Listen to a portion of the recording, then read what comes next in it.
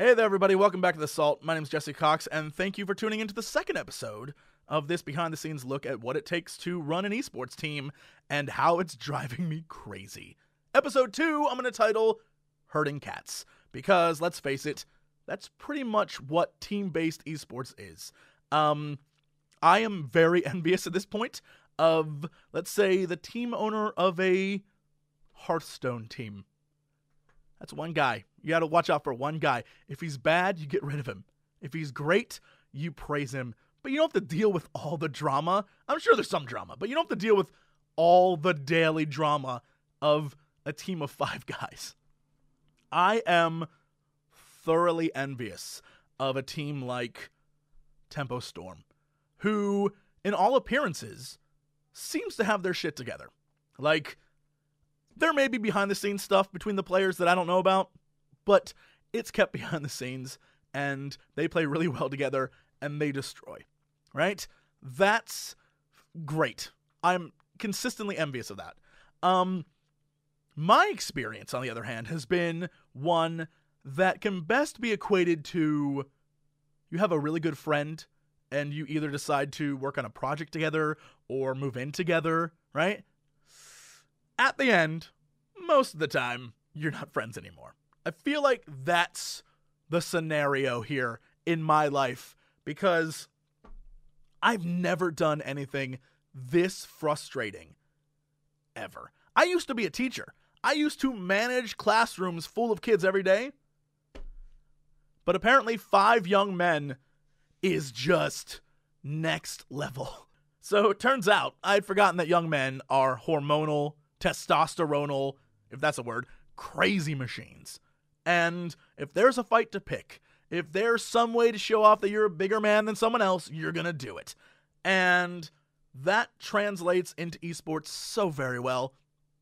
Also, another thing to keep in mind is that that's ramped up by like factor of 20 when your team's not winning, right? If you're doing poorly, imagine a couple. If the couple has a few problems, but they're doing okay financially, they can deal with those problems, right? But if a couple has a few problems and they're in the hole and there's bills coming every day, those problems are amplified by the anger between the two because they have this other stress, right? That's what it's like on a team that isn't doing very well. You have the stress factor of just life plus the added stress of not doing very well. And who do we blame? Who do we point the finger at? What are we doing wrong? Is it my fault? All that stuff boils over. And so now you have 5 young men, hormonal and testosteronal and crazy and now stressed, all just like... And so what happens then is you have to start, as the team owner, deciding who needs to go, who needs to stay, what do we need to do? So the last 7 months of my existence as an esports owner have been literally just shuffling players in and out, trying to find a team, trying to find something that works. And it has been, so far, a failed effort. We finally have a team of 5. Of 5. In a game where you need to have a team of 5. We, for the longest time, were operating with, like, we'd get 4 people, we'd search for a 5th, and then we'd find a 5th, and then a player would just leave. Like, a player would be like, I don't want to do this anymore, or a player would be like, I don't like this person, and because I'm not that guy who's like, well, you have a contract with me, so you better stick with it, I'm like, all right, well, go. We've lost players for all sorts of reasons. Someone wasn't meshing with someone else. The meta changed, and some players couldn't fit into that new meta. A player wanted to go back to college. A player had issues with actually, like, being able to work, or didn't want to play the times. Like, there's so many damn reasons why teams fall apart. And most of it revolves around, again, not being a winning team. I guarantee if our team was winning, no problems at all would occur. People would find a way to make it work. Which, again, I guess goes back to Tempo Storm. They could have all the problems in the world. Because they're winning, they find a way to make it work. When you're not winning, it's so frustrating. And no one wants to be a part of that. So you're already losing people. And the solution, it appears, is in order to get the players and get to the place we need in order to win, I need to dump even more money into a losing endeavor. It's crazy. So, as it stands, I'll give you an example. A few weeks ago, we were talking about getting some new players on the team. And we were looking at another team, and they had some really great players. They didn't make it to the BlizzCon thing, but they have some really great players. And we were like, can we get some of those guys? Can we bring them onto the team? And their response to us was, we want all of us to stay together. We will gladly play for you, but you need to take all 5 of us, which would mean either getting rid of the current players I have or adding them onto the roster and having 2 teams. Either way, at $500 per person. So in order to improve our chances at the next big tournament, whenever that is, we would need to spend another $2,500 per month in order to make that happen. So let's say the next tournament is in, 2 months. Let's say that's the scenario. I have now dropped $5,000 on this team, plus flying them around, plus paying for all these expenses and bills. $5,000 on this team.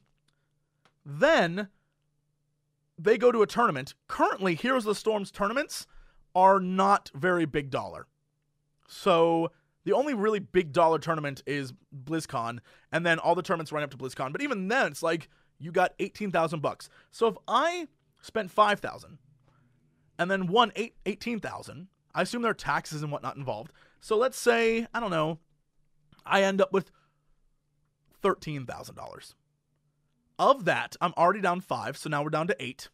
Then I have to pay players, right, for their winning. Then I get whatever's left. The crazy result of that is that, in the end, the next month rolls around, I'm still down more money. So it was like, there's no way I'm going to spend this money. But then when you look at it, it's like, I kind of have to spend insane amounts of money in order to make it work. Which then goes back to sponsors. Well, then I need sponsors in order to get the money that I need in order to buy the players that I need in order to make the team work. But the problem is, nobody wants to sponsor a team that isn't the top of doesn't have a first place ranking or second place ranking. So currently we have a sponsor with Alienware. I love Alienware. Alienware's sponsoring me. They're sponsoring this. It's one of those scenarios like when you go out into the workforce and you find a job and it's the perfect job, but it says it requires 2 years of experience, but you're like, how can I get experience if no one will hire me for this job? It's the exact same conundrum. It's crazy. And so the only solution that I can think of is to throw money at it. And I guess this is what most people have done, which seems crazy to me. Just throw money at it and hope eventually it pays off.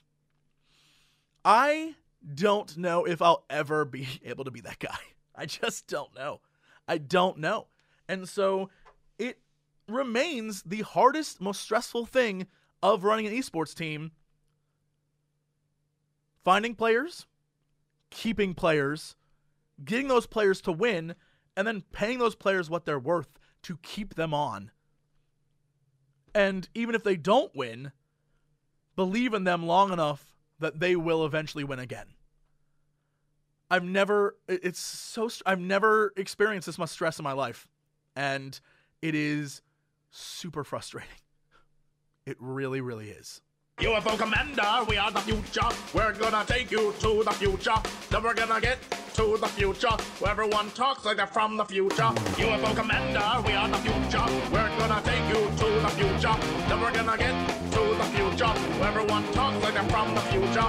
Hello there, old sport. Me, Jess Cox, number 1 out of the land. The bee's knees, the tip-top shape, I'm swell shape, and I'm gonna make a fortune for my ass for more. Shut the balls up! UFO Commander, we are the future. We're gonna take you to the future. Then we're gonna get to the future where everyone talks like they're from. Shut the balls up! UFO Commander, we are the future. We're gonna take you to the future. Then we're gonna get to the future where everyone talks like they're from. Shut the balls up! Give me that! No! No! No!